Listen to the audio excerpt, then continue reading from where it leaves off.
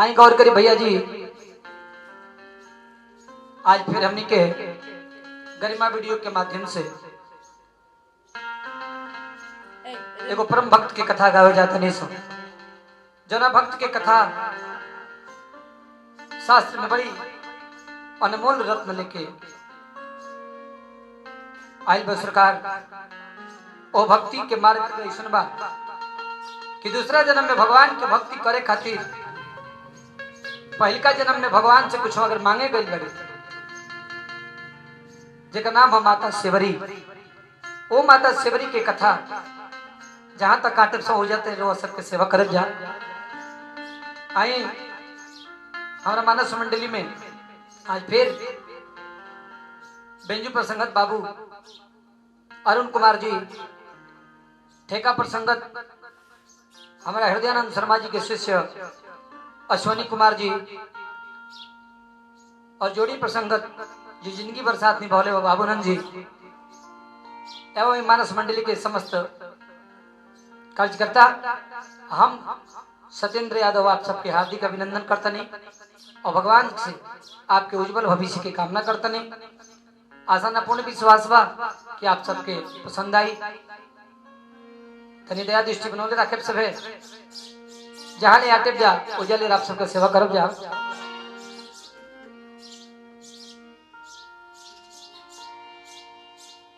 सुनी सुनावत बानी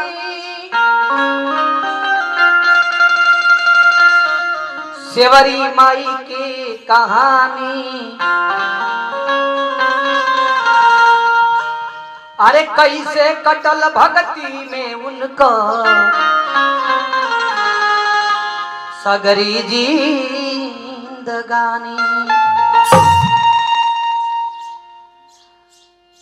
केतनो कष्ट आइल भक्ति में, बाकिर हार मन लीना। अरे सेवरी माई कटवा पर चल के भक्ति के मार्ग अपनवलिहा। ओ भगतिन के कथा सुना के रउआ के बतावत बानी। फुनीलाल गुरुजी बतवले हमरा से जुबानी। सेवरी माई भक्त में वो अलग अपना के रखले बड़ी। उस सेवरी नाम की वजह से पड़ल बड़ी अगुट जगह हवा सरकार। पूर्व जन्म में माता सेवरी एगो रानी रहली, एगो महाराज के पत्नी रहली। सेवरी माई प्रयागराज के त्रिवेणी संगम जनवा की राजा के साथ गई रहली। भोर के बेला 4 बजे के समय रहे और सेवरी माता जनवा की रानी के रूप में राजा के कैंप से जब 4 बजे के आरती भजन सुनली तो इच्छा कर दलस कि हमू जाई। लेकिन वो इच्छा पे के राजा से कहली, राजा कहले कि रानी तू साधारण स्त्री नहीं हो। अगर तुम साधारण स्त्री होती तो उसमें चली जाती, मगर तुम महारानी हो। राजा कह के चली गई।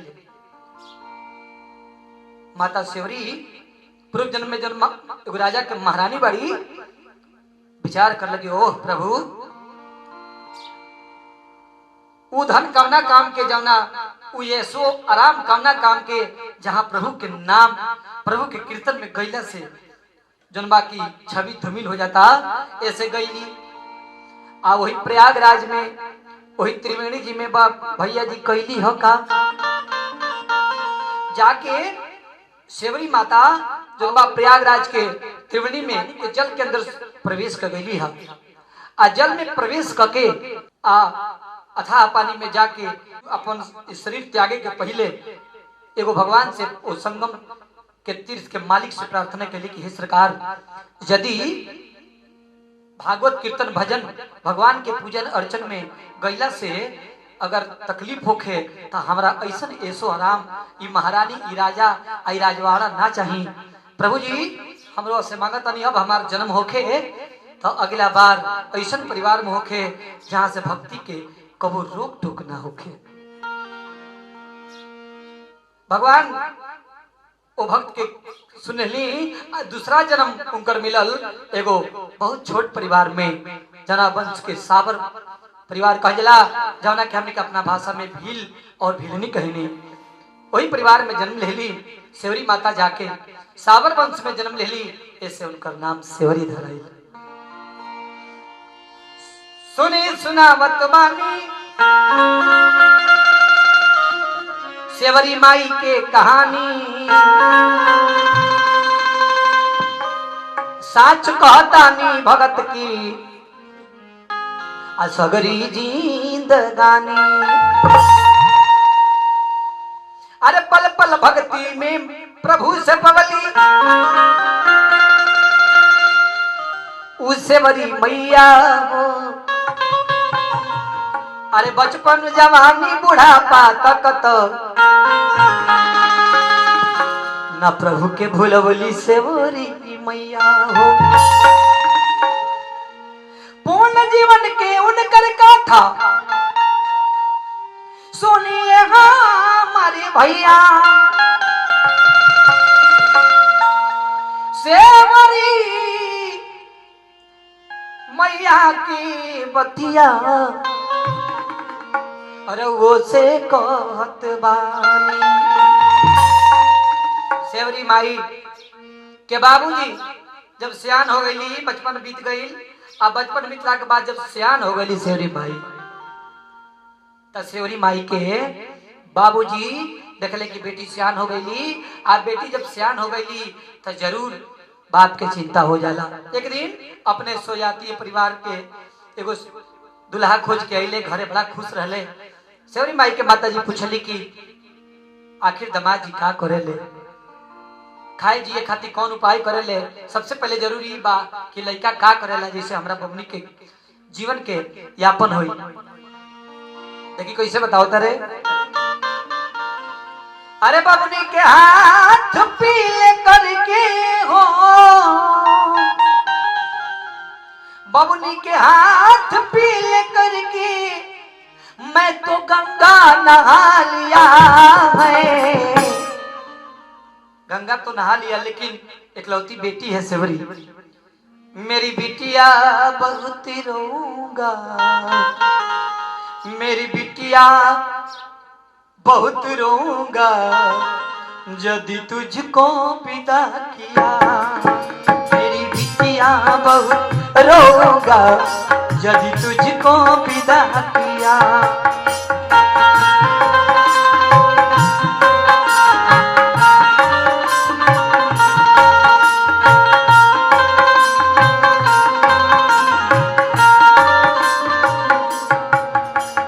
सेवरी माँ टाटी के किनारे चुप के सुना तारी। कोनो भी बेटी अपना विवाह के बाद जनबा के सामने अपना माँ बाप के ना सुने काका बाबूजी माई में बात होता कैसे। ये कहता रहे कि बेटी जब विदा हुई तो बड़ी रोए के पड़ी। मेरी बिटिया बहुत रोऊंगा यदि तुझको विदा किया।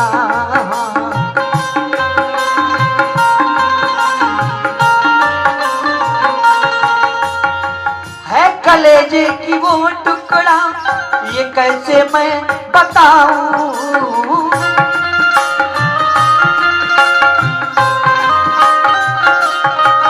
हाँ है कलेजे की वो टुकड़ा कैसे मैं बताऊं।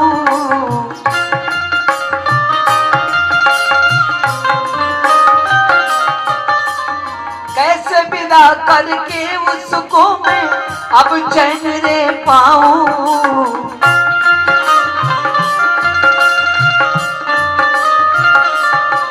उसके हाथ पीले करके हो उसके हाथ पीले करके अब गंगा नहा लिया है। बिटिया बहुत रोऊंगा यदि तुझको विदा किया।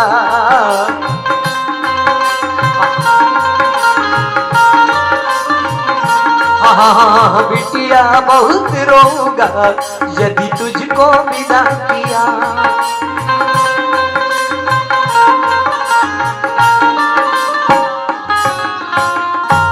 महाराज कोई भी माँ बाप अपने बेटी को विदा करना नहीं चाहता है, लेकिन बात तय हो गया है। अब पिताजी बारात की तैयारी में लगे हैं और पिताजी की अंतिम बारी सुनना था कि वो क्या करते हैं। जब उनकी माता जी पूछती हैं कि दुल्हा क्या करता है, क्या करते हैं खाने जीने के लिए जिनसे हमारी बिटिया का विवाह होगा। कहे कि परम भक्त है, नहाती है, हमेशा प्रभु की कीर्तन भजन करती है। अब सेवरी माता के जो पिताजी हैं वो अपना जवान से बार बार कहत रहे, अरे बहुत बढ़िया काम करेले, का करेले। राजा राजा हो बकरी खांसी किन के व्यापार करेले।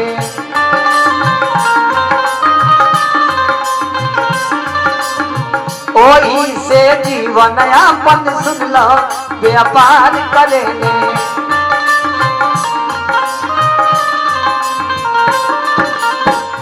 राजा राजा बकरी खोसी इनकी व्यापार करेले।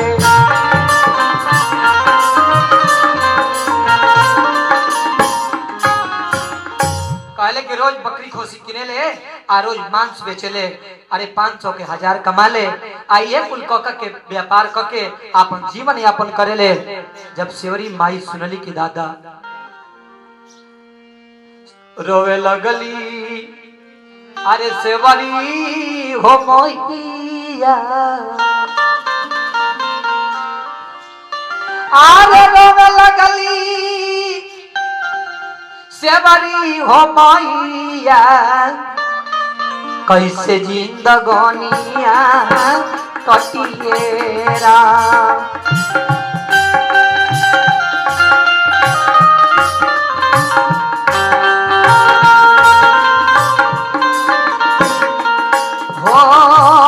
लगली देखो सेवरी मैया, कैसे जिंदगानिया कटिएरा।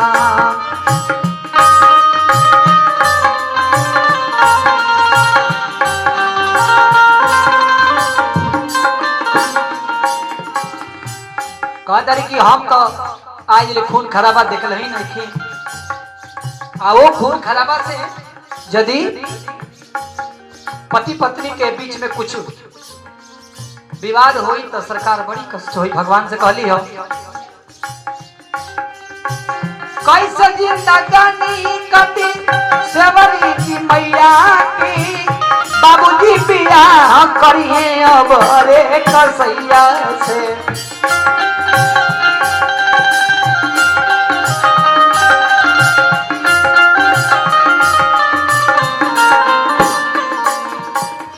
सोची सोची देखो सेवरी मैया, सोची सोची देखो सेवरी मैया, ये तो विनतिया कहिएरा।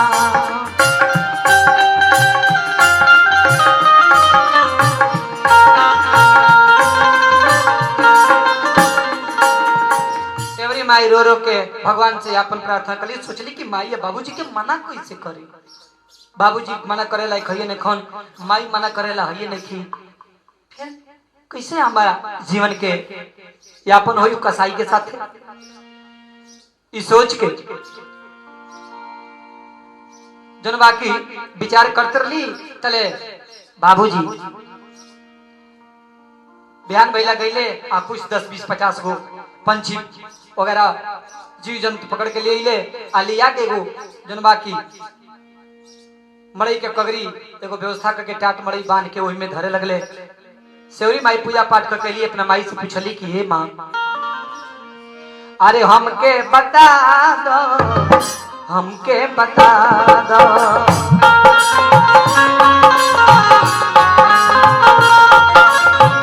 हो कौना कारण जीव जंतु वैले माँ, हमके बता दो, हमके बता दो।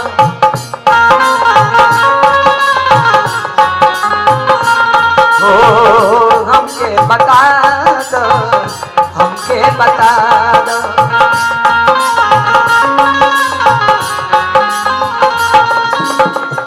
कहीं जीव जंतु काहे गए बा, हतना जीव जंतु काहे के धराइल बा माता जी?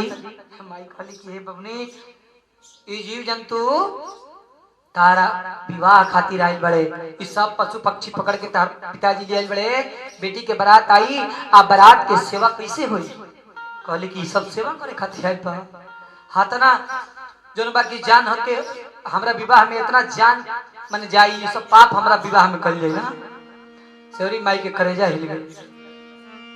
भगत के वश में है भगवान, अरे भक्त बिना ये कुछ भी नहीं है, भगत है इनकी जान, भगत के वश में है भगवान। विचार कर लगी गप कुछ ना हुई। माताजी और पिताजी दोनों व्यक्ति के जनबा की बिना जवाब दे घर छोड़े के व्यवस्था कर लगली। कहली कि ना बस भोर होके के पहले ही सेवरी माई 3 बजे भोर में उठली, आ वे मड़ई के जौन बा केवाड़ी बा खोल देली, सारा जीव जंतु के आजाद कर देली कि चलो भाग जालो जल्दी। भगा के आ कैली अपना माई से चुप्पे, अपना पिताजी के चुप्पे घर छोड़ देली। आ चलते चलते गईली कहवा, भागते भागते भैया अरे बनवा में गईल बाड़ी, आ जाना बनवा खाली सुनो सान हो। वन में सुनसान जगह 4 बजे के पहर बा। चलते चलते चलते चलते सेवरी मैया पहुंचल बड़ी कहवा, अरे बाबा मतंग जी के आइल रे भवनवा।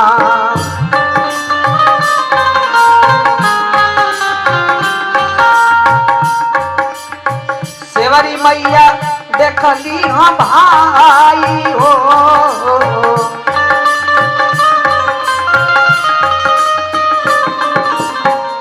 जाके दुआरिया पर सुने लगली बतिया।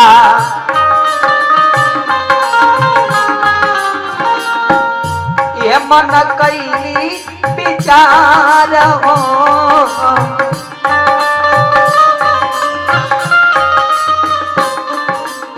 जाके दुआरी पर जुनबा की देखत रही। अब बाबा 4 बजे के बाद ये अपना चेला लोग के बैठा के अब मतंग ऋषि पढ़ाओ तरनी, सच सच बात बताओ तरनी। बाबा के मुख से वैसन बात निकलल जाना के सुन के सेवरी माई गदगद हो गई।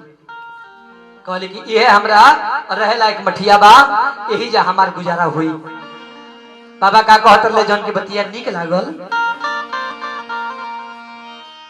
कैसे बाबा कहते अपना चेला उसके चेला कि अरे भला किसी का कर न सको तो बुरा भी किसी का मत करना, फूल यदि नहीं बन सकते तो कांटे भी बन के मत रहना।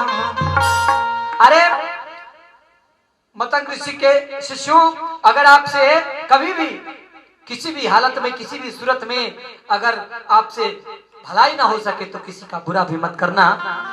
यही असली भक्ति है कि भला किसी का कर न सको बुरा भी किसी का मत करना, फूल यदि नहीं बन सकते तो कांटे बन के मत रहना।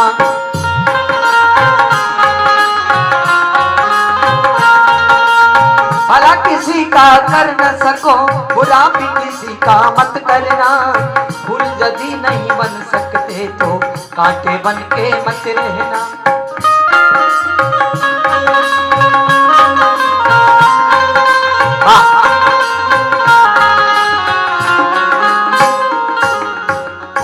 महाराज ये बात माता सेवरी के दिल में छू गई।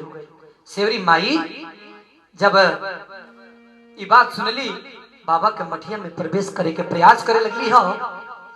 आज जब बाबा के मठिया में पहला डेग धरे के प्रयास करी थे वो मन में उनका बात आई। कौन चीज सोचली हो कि जत के भिलनिया रामा जाति की भिलनिया रामा कैसे के मठिया में जाइए राम।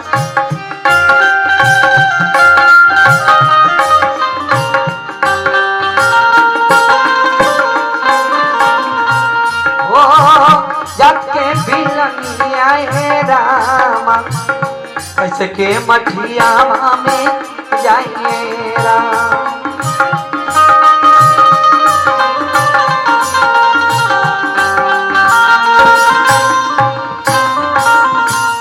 ये बात विचार करते करते का कैली हो कहीं कहीं मिलल बा कि बाबा के शिष्य लोग भेटाई पूछली अपन जात बतौली अपन बिरादरी बतौली। अब बिरादरी जब सुनल लो तो कहलो कि ना बाबा का मठिया में तू नहीं रह सकत। लेकिन नारी सुधा प्रमाण करता कि नहीं वो मठिया पर से चल गई खाली कथवा बहरे से सुनस आ जाके वो अपना गमड़ी बनौली छोटी मोटी कुटिया दिन भर जब बाकी वन में घूम के लकड़ी तुरस आ जब 3 बजे के पहले सबे सुता रहे तो बाबा का मठिया में आवस। अब मठिया में आके सेवरी माई रोज के रोज जन बाकी एक बोझा लकड़ी डाल दे आ लकड़ी डाल के रोजाना बाबा के आसनी वगैरह जनबा बाहर सुहार के बढ़िया से लीप पोत के बराबर करस आ तब फूल वगैरह लिया के बाबा के लगे ध देस। महाराज ऋषिवर मतंग ऋषि जब जागस तो कस की हई काम के करेला रोज के रोज निक काम कहिए से शुरू हमर कौन ऐसा चेला निमन हो गइल बड़े जे इतना निक काम करेला। चेला लो से पूछनी सब चेला लो ना कहि कहले कि काम करेला कि ई के हो जे इतना निक काम करेला। एक दिन 2 दिन तीसरा दिन बाबा अपना मन में विचार करने की ना जरूर कोनो ना कोनो व्यक्ति आवेला आया के कुछ के चल जाला हो के बाबा पता लगावे खातिर। एक दिन धोखा लागत नहीं जना के छुप के देखल कह जाला है। देखी 3 बजे भोर में जब ये सेवरी मैया आई हो आया के बोझा पटक के लकड़ी के जाके बाबा के आसनी लीप पोत के देखी बाबा की 15-16 बरिस 16-17 बरिस के एगो युवती आई कन्या कहाँ के हो भाई